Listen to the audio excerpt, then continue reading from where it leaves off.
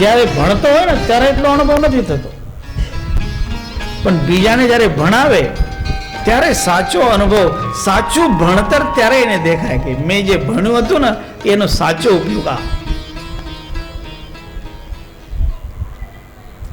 અમે આ વ્યવહારની વાત તમને જણાવી. કાશીમાં જ્યારે અમે અધ્યયન કરતા હતા ત્યારે જે ત્યાં ગુરુજનો હતા એમની પાસેથી અમે સંસ્કૃત શાસ્ત્રોનું અધ્યયન કરતા હતા.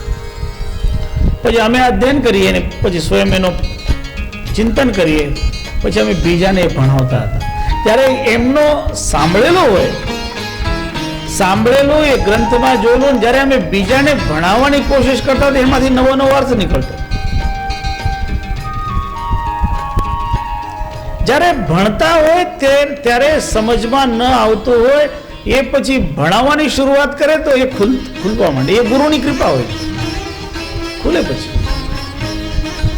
ઘણી વખત તમને એમ લાગે કે આ ગ્રંથ તમે અહીં સાંભળો ને તમને સમજમાં નહીં આવ્યો, તો તમે આ ગ્રંથને ઘરે પણ વાંચો, એનો પાઠ કરીને જુઓ, અને એનું વાંચન કરશો, અર્થ સમજવાની કોશિશ કરશો તો તમને પાછો યાદ આવશે. અને તમે એવી રીતે થોડોક એનો અભ્યાસ કરો અને ફરી જ્યારે બીજી વખત આનો ચિંતન ફરી રજૂ થાય તો તમને એમાંથી સમજવામાં સરળતા રહેશે. એટલે આ જે જ્ઞાન ગ્રંથ છે એ જ્ઞાન ગ્રંથનો વિસ્તાર કરવાનો છે, વિકાસ કરવાનો છે, બધાને બતાવવાનો છે. એટલા માટે સદગુરુ શાંતિદાસજી મહારાજ સાહેબે પ્રાતસ્મરણીય વિચારદાસજી શાસ્ત્રીજી મહારાજ જે કબીર પંથના આચાર્ય તરીકે પછી ગાદી પર વિરાજમાન થયા હતા, પંથશ્રી હજુર પ્રકાશમણી નામ સાહેબ, એમને આ આશ્રમમાં 2.5 વર્ષ રાખ્યા. 2.5 વર્ષ અહીં રહ્યા પ્રકાશમણી નામ સાહેબ, અને એમને ખૂબ સત્સંગ પણ અહીં કરાવ્યો લોકો. અને ત્યારે આ ગ્રંથની વ્યાખ્યા લખી. એ વ્યાખ્યા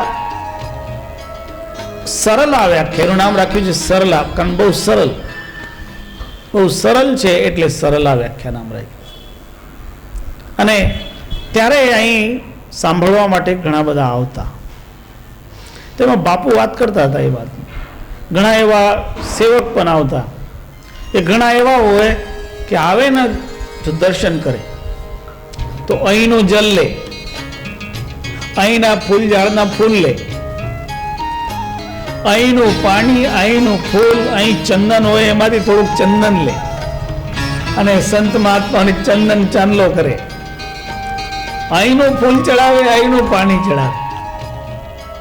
તો વિચારદાજી સાહેબ કહેતા કે ફૂલ પણ અહીંનું, પાણી પણ અહીંનું, ચંદનનું પણ અહીંનું, પોતાના ગાંઠની શ્રદ્ધા. એ શબ્દો એમનો શ્રદ્ધાવાન બનીને આવે. અને શ્રદ્ધાનો પણ સંતો આદર તો કરે જ છે. એ જ શ્રદ્ધાવાન લોકો, એ જ શ્રદ્ધાવાન ભક્તજનો એ જ્ઞાન મેળવતા હોય.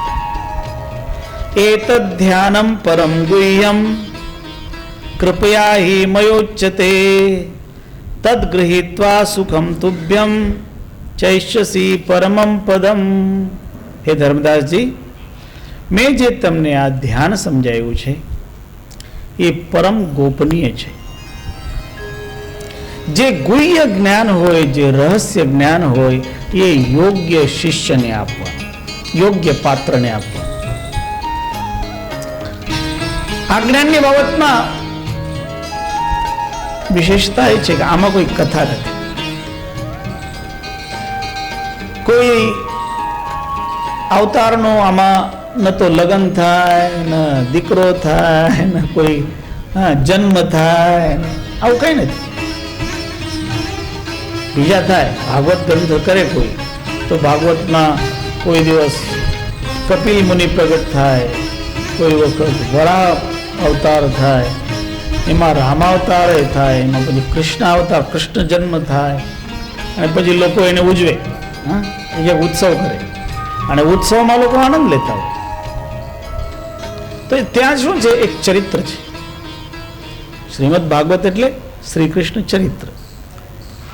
પછી રામાયણ એટલે રામચરિત્ર, એમાં ભગવાન રામ દ્વારા જે જે વ્યવહાર કર્યા, પછી એક એમાં રામ જન્મ થયો, રામ જન્મ થયા પછી ધીમે ધીમે રામ મોટા થયા, ગુરુના આશ્રમમાં રહ્યા, અને પછી વિશ્વામિત્ર આવ્યા અને જંગલમાં લઈ ગયા અને તાળકાનો વધ કર્યો, અને પછી અહિલ્યાનો ઉદ્ધાર કર્યો, પછી જનકને ત્યાં ગયા અને સીતા સાથે પરણ્યા, અને એ બધી કથા એ ચરિત્ર છે. આ ગ્રંથ એવો છે એમાં કોઈનું ચરિત્ર નથી, પરંતુ વ્યક્તિનું ચરિત્ર નિર્માણ કરે છે. કારણ આ જ્ઞાન છે, અને જે જ્ઞાન છે એ જ્ઞાન સૌથી ગોપનીય છે, સૌથી ગુહ્ય, સૌથી રહસ્યમય. અને આ ગુહ્ય જ્ઞાન તેની સમજમાં આવે છે સાચી રીતે જે સદગુરુને પરમ પ્રિય બની જતા હોય, સદગુરુ સાથે શરણાગત સ્વીકાર કરતા હોય, એમને આ જ્ઞાન પચતું હોય છે, અન્યથા એ જ્ઞાન નહીં પચે. એટલે એતદ ધ્યાનમ પરમ ગુહ્યમ કૃપયા હિ મયોચ્યતે. સદગુરુ કહે છે મેં બહુ કૃપા કરીને તને આપ્યું છે. તદ ગૃહીત્વા સુખમ તુભ્યમ. આ જ્ઞાનને પ્રાપ્ત કરીને તમને સુખ થશે, અને એ પણ પરમ સુખ. તમે પરમ સુખ આ જ્ઞાન દ્વારા મેળવી શકો છો. આ બધું સદગુરુ પાસેથી જ્ઞાન પ્રાપ્ત કર્યું ત્યારે ધર્મદાસજીએ સદગુરુને હવે પુનઃ પ્રશ્ન કર્યો, મહિમાનસ્તવાનંતા કોપિનો કથિતમ. હે સદગુરુ પરમાત્મા, તમારી મહિમાનો હું ક્યાં સુધી વ્યાખ્યાન કરી શકું? અનંત મહિમા છે તમારી. સદગુરુ કી મહિમા અનંત, અનંત કિયા ઉપકાર, લોચન અનંત ઉઘાડિયા, અનંત દિખાવનહાર. તમે તો મારા અનંત નેત્ર ખોલી દીધા છે, એવું હું અનંતનો સાક્ષાત્કાર કરતો થયું છે. એટલે તમારી મહિમાનું વર્ણન ક્યાં સુધી કરીએ સદગુરુ? સુતિવિશ્ચ કથમ શક્ય સ્થાનહમ ગધિતુમ પ્રભુ. કઈ કઈ રીતે તમારી સ્તુતિ કરું, કઈ કઈ રીતે તમારી પ્રાર્થના કરી શકો? યદ્ધાનમ ચ ત્વયા દત્તમ મહ્યમ તત્ પ્રાપ્યતે ન કઈ, તચ્છ્રુત્વૈવ પરા શાંતિર લબ્ધા હિ સુખપૂર્વકમ. હે સદગુરુદેવ, આપે જે જ્ઞાન, આપે જે ધ્યાન મને આપ્યું, એને મેળવવું બધાને માટે સરળ નથી. કોણ મેળવી શકે? અર્થાત મેળવનારા બહુ વિરલા, કોઈ કોઈ મેળવી શકે. અને આ સાંભળીને જે મને શાંતિ થઈ, આપણા મુખારવિંદથી સાંભળીને હે ગુરુદેવ જે મને શાંતિ થઈ અને જે મને સુખ ઉપલબ્ધ થયું, એનું વર્ણન નહીં કરું. અવર્ણનીય સુખ સદગુરુદેવ આપણી કૃપાથી મને પ્રાપ્ત થઈ. જ્ઞાન યોગસ્તથા ધ્યાનો ભક્તિ યોગો મયા શ્રુત. આપણી કૃપાથી મેં જ્ઞાન યોગનું શ્રવણ કર્યું, મેં ધ્યાનનું શ્રવણ કર્યું, ભક્તિ યોગનું શ્રવણ કર્યું, આરતી આદિ જે તત્વ છે બધાનું શ્રવણ કર્યું. હવે ગુરુદેવ મારે એક ફરી થોડુંક જાણવાની ઈચ્છા છે. તે એ કે હવે આ જ્ઞાન, ધ્યાન, ભક્તિ બધા કરતા હોય એમને માટે અને અન્ય ભક્તજનો માટે પણ જ્ઞાન, ધ્યાન અને ભક્તિ તો કરવાની, પણ શું નહીં કરવાનું એ પણ થોડું સમજો. એટલે સદગુરુને પ્રાર્થના કરી છે, શૈવ્યાની શ્રોતુમ ઈચ્છામિ કર્માણી વિસ્તરેન તુ. હે સદગુરુદેવ, હવે અમને જે જગતમાં ન કરવાના કર્મ હોય એ કર્મોની બાબતમાં થોડીક જાણકારી આપો, એટલે જગતમાં સામાન્ય લોકો એ કર્મ કરતા બંધ થઈ જાય. અર્થાત પાપ કર્મ કોને કહેવાય, ખોટા કર્મ કયા હોય ને કયા કર્મ છોડી દેવા જોઈએ, એનો ઉપદેશ. ત્યારે સદગુરુ ફરી કહે ધર્મદાસજી, તમારો તો જે પ્રશ્ન છે એ તો બીજાના હિત માટે જ છે, એટલે આ પરમ કલ્યાણકારક છે. શૈવ્યાની શ્રુત ધર્મત્વમ કર્માણી ચ ચતુર્દશ. હે ધર્મદાસજી, તમે જે પ્રશ્ન કર્યો છે એ પ્રશ્નનો જવાબ રીતે તમને સમજાવું કે આવા જે નિંદનીય કર્મો છે એ 14 પ્રકારના કર્મો છે. અને જે 14 પ્રકારના કર્મ છે એ નિંદનીય કર્મ હોવાના કારણે વ્યક્તિને નરક તરફ લઈ જાય છે. જગતમાં જે નિંદનીય કર્મ હોય એ છોડી દેવા જોઈએ, અને જગતમાં જે વંદનીય કર્મ હોય એ ધારણ કરવા. આપણા દેશમાં શિવાજીના ગુરુ સમર્થ ગુરુ રામદાસ સ્વામી થયા. એમને દાસબોધ નામનો ગ્રંથ લખ્યો. એમાં એક ભાગરૂપ મનાચે શ્લોક નામનો ગ્રંથ, મનના શ્લોકો. કોઈ વખત તમને મળે તો એનું ગુજરાતી રૂપાંતર થયેલું છે, વાંચવા જેવા છે. આપણા મનને કેવી રીતે સંબોધન કર્યું છે. તો એમાં એક બહુ સુંદર શ્લોક છે. એમાં તો બધા શ્લોકો સુંદર છે, પણ એક શ્લોક ખાસ અહીં મળતો આવે એટલે તમને સમજાવું છું. એ આપણા મનને સંબોધન કરતા સમર્થ ગુરુ રામદાસ સ્વામી ત્યાં કહે કે હે મન, તું ભક્તિના માર્ગે ચાલ. મના સજ્જના ભક્તિ પંથે ચીજાવે. તું ભક્તિના માર્ગે ચાલીશ તો તને ભગવાનની પ્રાપ્તિ થશે. કરી શ્રી હરિ પાવી જઈ તો સ્વભાવ.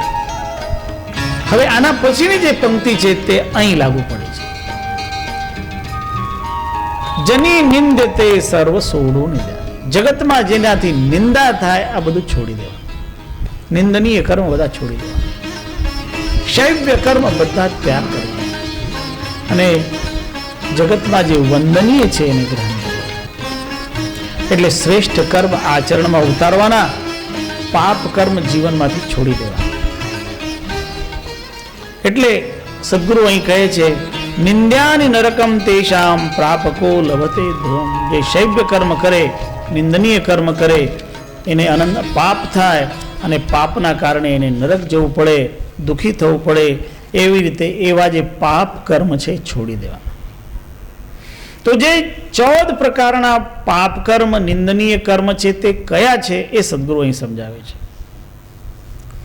કામશ્ચ પ્રથમમ કર્મ કાર્પણ્યમ ચા પરમ તથા તૃતીયમ ચ સદા રોગશ્ચાતિ લોભશ્ચતુર્થકમ. અહીં જાગૃતિ રાખવાની જરૂર છે. દરેક વ્યક્તિએ સમજવાનું છે. સદગુરુ સમજાવી રહ્યા છે કે માનવીએ જગતમાં દુર્વાસનાથી ગ્રસિત નહીં થવાનું. દુર્વાસના, કામ વાસના જે નિંદનીય છે, જે ધર્મથી વિરુદ્ધ છે, ધર્મરૂપે જેને સ્વીકાર કરવામાં આવ્યું છે તેને કામ નથી કહેવામાં આવ્યું, પણ ધર્મથી જે વિરુદ્ધ બને, સમાજ જેને નિંદનીય ગણે, એવું જે કામ છે એ કામનો ત્યાગ કરવો, એ પાપનું કારણ છે. આ જગતમાં આપણે છાપામાં વાંચતા હોઈએ કે ઘણા કામુક લોકો બલાત્કારમાં દંડિત થતા હોય છે. એ અહીં તો દંડિત થાય જ, પણ એ પરમાત્માના દરબારમાં વધુ દંડિત થાય. એટલે કોઈ પણ રીતે